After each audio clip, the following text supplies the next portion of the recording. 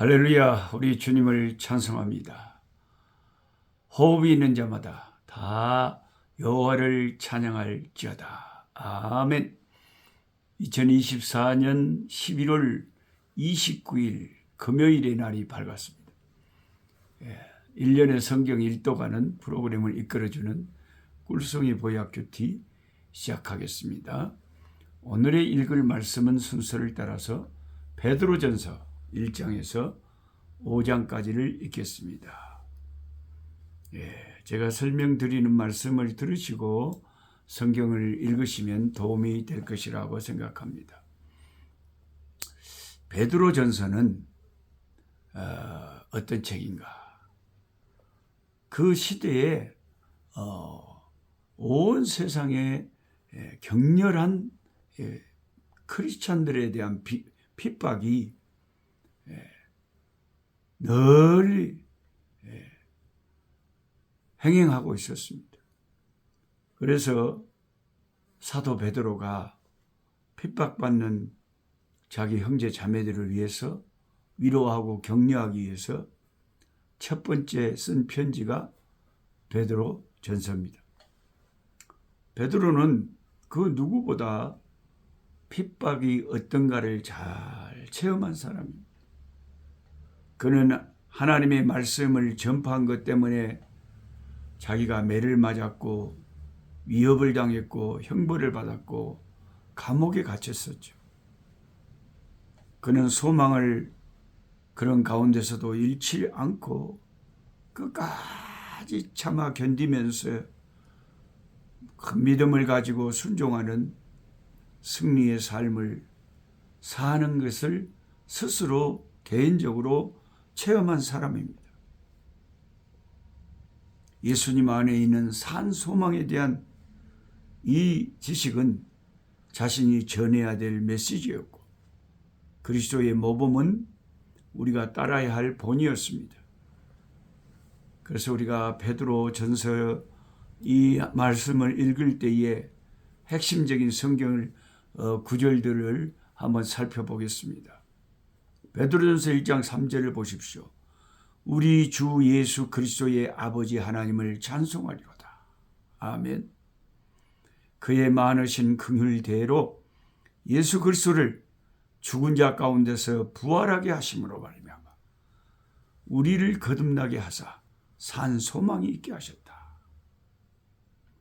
이 사도 베드로의 가르침을 우리가 음미해 보면 하나님이 예수님을 죽은 자 가운데서 부활시킴으로 해서 예수님의 부활 때문에 예수 안에 있는 우리들에게 산 소망이 생겼다는 거예요.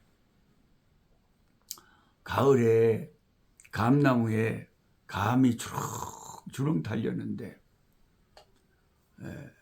첫 번째 감이 열리면 다른 감도 열릴 것을 우리가 아는 것처럼 예수님은 첫 열매가 되신단 말이에요. 부활의 첫 열매.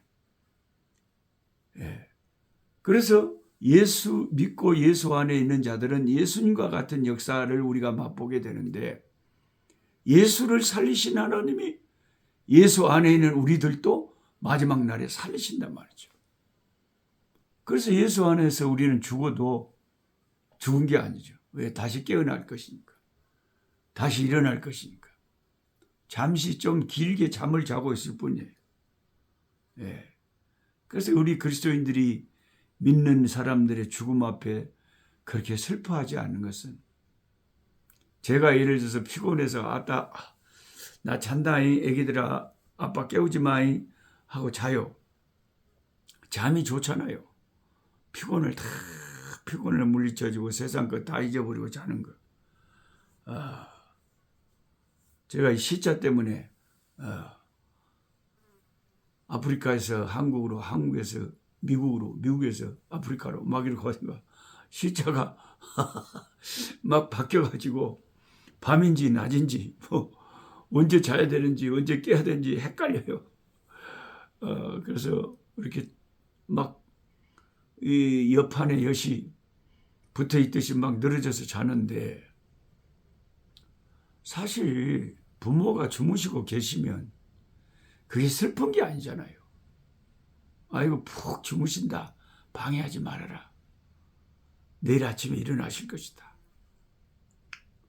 아침에 일어날 사람을 우리는 슬퍼하지 않습니다. 부활의 소망이 있는 죽음을 우리는 슬퍼할 필요가 없는 거예요. 부활의 소망이 없는 심판의 부활만 남아있는 그런 사람들은 슬픈 거죠.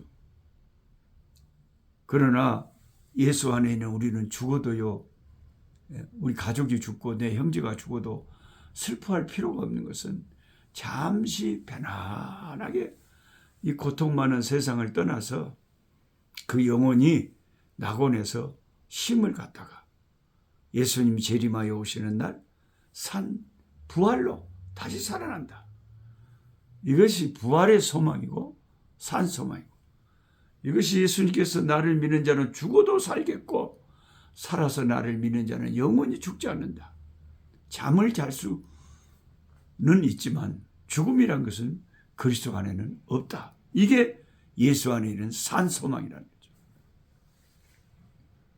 베드로전서 2장 9절에 그러나 너희는 택하신 족속이요 왕같은 제사장들이요 거룩한 나라요 그의 소유된 백성이니 이는 너희를 어두운 데서 불러내어 그의 기이한 빛에 들어가게 하신 이의 아름다운 덕을 선포하게 하려 하심이라. 아멘, 아멘. 그래서 예수 믿는 우리들의 정체성, 이걸 분명하게 우리도 확실하게 확립을 해야 돼요. 너희는 택하신 족속이에요. 우리는 택한 백성. 하나님이 택하셨어요. 우리는 왕 같은 제사장들이에요.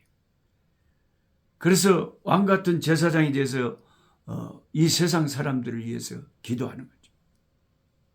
거룩한 나라. 우리가 하나님의 나라를 이루는 그의 백성들이니까 하나님의 거룩한 나라죠. 그의 소유된 백성. 하나님의 소유된 백성이에요. 하나님의 재산을 이 사탄이 함부로 건드릴 수 없죠. 우리가 하나님의 소유된 백성입니다. 우리를 어두움에서 사탄의 세력하에서 건져내서 기이한 빛의 나라로 하나님의 나라 백성으로 만들어 주셨습니다. 아멘, 아멘, 할렐루야, 아멘. 이 베드로 사도의 가르침을 우리는 확실히 받아들이고 기억해 둬야 됩니다. 내가 누구냐? 택하신 족속, 왕같은 제사장, 거룩한 나라, 하나님의 소유된 백성. 빛의 나라에 사는 빛의 백성들. 할렐루야. 베드로전서 2장 24절에 친히 나무에 달려 그 몸으로 우리 죄를 담당하셨습니다.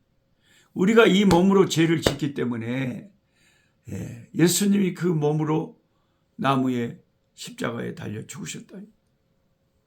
이는 우리로 죄에 대하여는 죽고 예수님의 죽음이 내 심판이.